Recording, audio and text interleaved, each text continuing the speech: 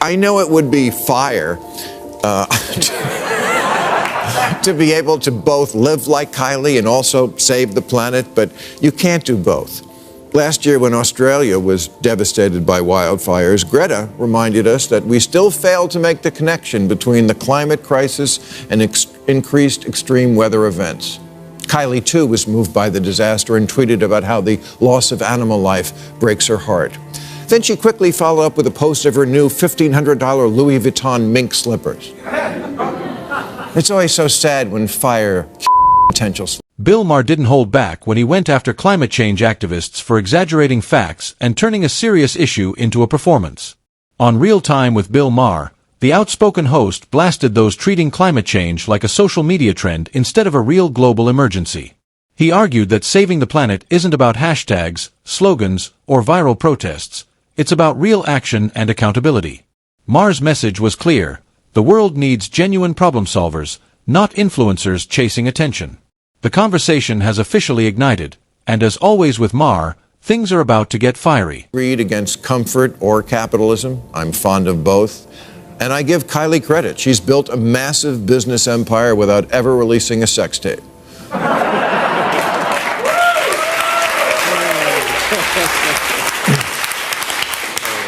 And like her dad, she's a self-made woman.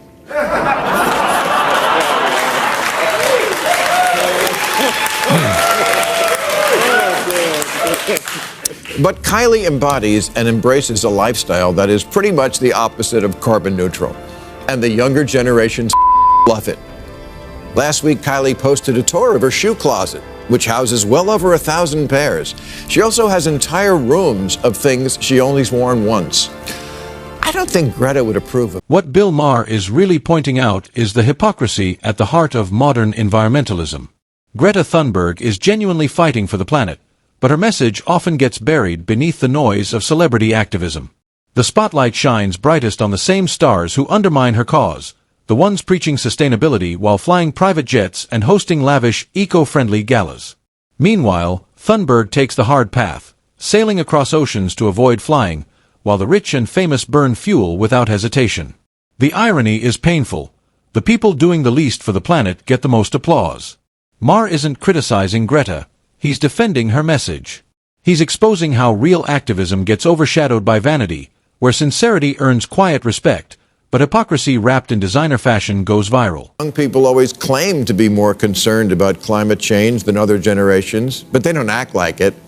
They throw around buzzwords like sustainable and shame people who forget to bring a cloth bag to Trader Joe's, but one of their favorite YouTubers is Mr. Beast, who's famous for stunts like, "I gave my 40 millionth subscriber 40 cars." Jason Derulo celebrated his 22nd millionth follower by eating 22 hamburgers. The cognitive dissonance between planet-destroying conspicuous consumption and planet-saving rhetoric is breathtaking. You say you love Greta and her message, but everything else you love is a climate disaster.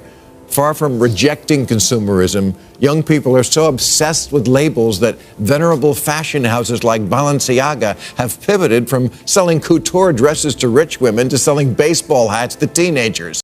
Maher believes fans are just as guilty as the celebrities they idolize. He argues that society has become addicted to fame and glamour, caring more about red carpets than real-world problems. It's easier, he says, to double-tap a pop star's vacation selfie than to read about melting ice caps or deforestation. He paints a powerful image. Imagine a climate activist hosting a conference in the same city where a famous singer is performing. Who draws the crowd? The concert, of course. The activist's words echo through half-empty halls while the arena next door is packed. Maher's message couldn't be clearer.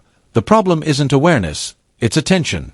Until people start valuing the planet more than personalities, all the talk about saving Earth will stay just that, talk. 20-something get the money to pay $400 for a hat that borrows the Bernie Sanders logo because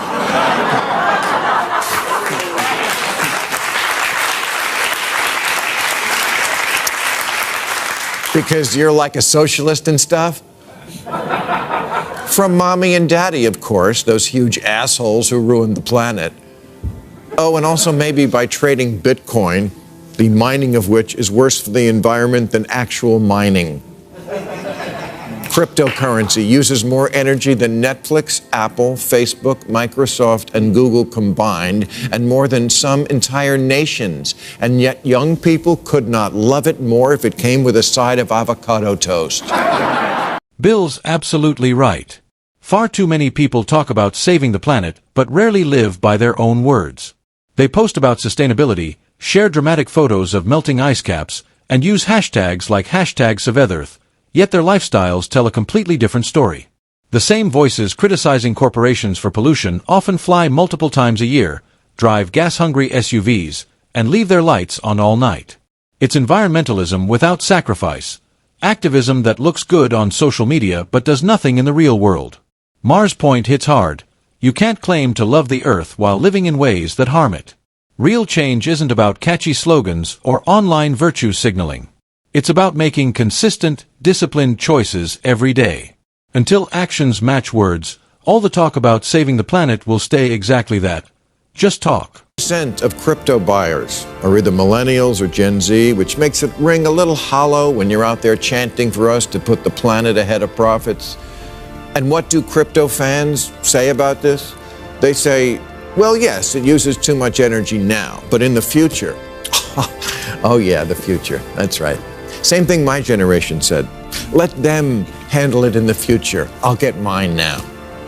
Like Bitcoin, the smartphone is a huge contributor to carbon emissions because the cloud isn't an actual cloud, of course. It's a vast network of servers using energy, and all that liking and following and subscribing requires lots of fossil fuels. And yet you would need the jaws of life to pry a phone out of the hands of anyone under 30.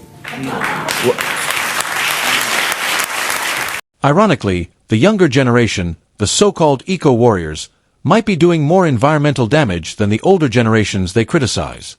They often blame their parents and grandparents for pollution and climate change, but their own lifestyles tell a different story. From endless online shopping and fast fashion trends to power-hungry gadgets and frequent flights, their habits leave a massive carbon footprint.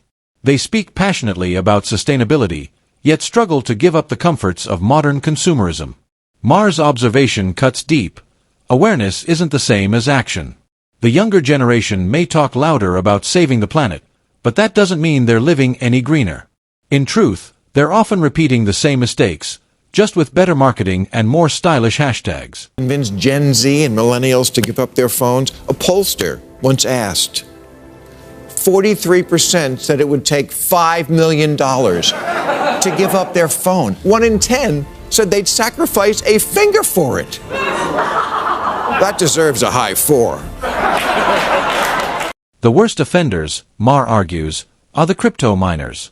These digital gold rush pioneers are burning through staggering amounts of electricity, often more than entire countries, just to create virtual coins.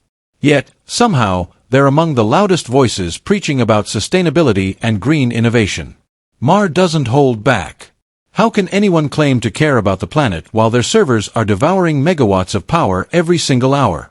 Their usual defense, we'll switch to clean energy someday, doesn't cut it. The planet doesn't have time to wait for someday.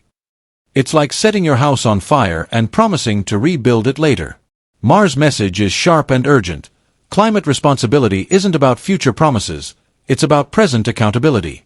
You can't fix tomorrow's environment by destroying today's. Fire to be able to both live like Kylie and also save the planet, but you can't do both. Last year, when Australia was devastated by wildfires, Greta reminded us that we still fail to make the connection between the climate crisis and increased extreme weather events. Kylie, too, was moved by the disaster and tweeted about how the loss of animal life breaks her heart. Then she quickly followed up with a post of her new $1,500 Louis Vuitton mink slippers.